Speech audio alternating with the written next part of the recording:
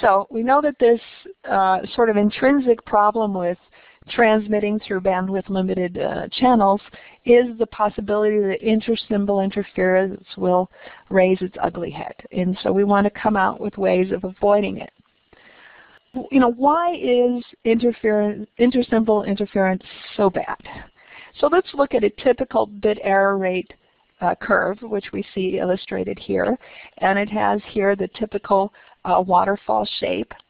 And if I had a really bad channel, I would maybe be on a noisy channel, a channel with a lot of noise in it.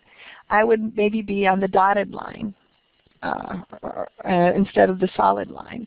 And if I wanted to get back, well, this is not quite the right way of saying it, but if I had too much noise in my system, I could always raise the power of my signal to bring my signal-to-noise ratio back in line to achieve whatever bit error rate I wanted to, so that you can overcome noise problems with signal power. Of course, there's always a limit to that, getting to nonlinear effects, etc. But just in a simple system, too much noise, I add more power to the signal.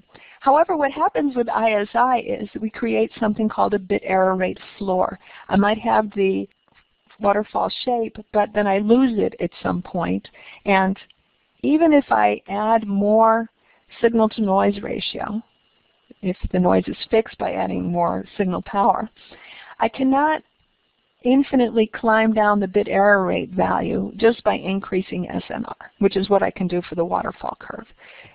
I can always get better performance, go down to any bit error rate I want by simply increasing the signal-to-noise ratio. But with intersymbol interference, of course, I can't. And the reason I can't is because when I raise the signal power, I'm also raising the power of the interference. Here you can see it. That you know, if I raise the level of the 1, it might help me against additive white Gaussian noise, but I'm just going to, all the interference that stems from the spread pulse will grow just as much as my desired peak. So that's why it's really important to avoid intersymbol interference due to filtering.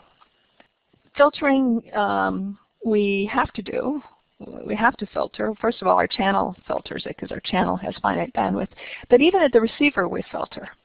And some classic results from communications theory is that if we have an additive white Gaussian noise channel, then the best strategy for detecting binary bits, for instance, is to use what we call a sampling receiver. So here we have a block diagram of a sampling receiver where we have the signal coming in. It's being added to that is the white Gaussian noise. That's why we call it an additive white Gaussian noise channel. RFT is the received signal. And in the blue box is my sampling receiver. And the first thing my receiver does is filter. And I filter because it's a very broadband noise, and I want to diminish the noise as much as possible. And after the filter, I get a continuous time signal, which I sample, and I sample at the bit rate. The sample that comes out we call our decision statistic, and we compare the decision statistic with the threshold to ultimately come up with our bit decision, our bit estimate.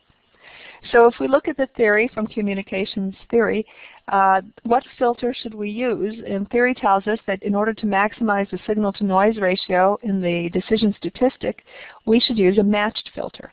Matched filter means that the impulse response of the filter is matched to the shape of the impulse into the received signal RFT.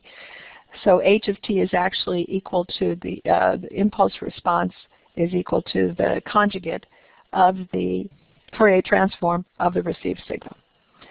Okay, so in order to maximize signal-to-noise ratio, the filter shape that I should use should look just like the received signal pulse shape.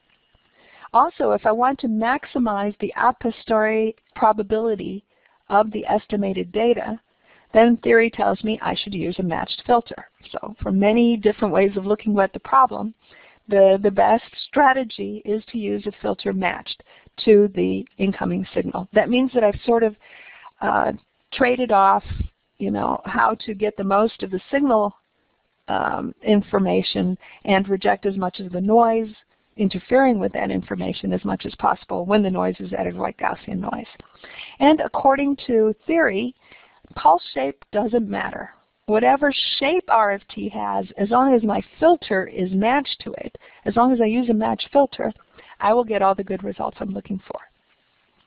But of course, all that theory uses some simplifying assumptions. And one of the simplifying assumptions is that there is no intersymbol interference present. Pulse shape, in fact, is used to ensure that we really don't have any ISI, that's true. So when I developed equations for the bit error rate, I developed those equations based on an additive white Gaussian noise assumption, based on the sampling receiver. These estimates of the bit error rate are only accurate if there is no intersymbol interference present. And then I'll get the theory will give me those nice waterfall shapes.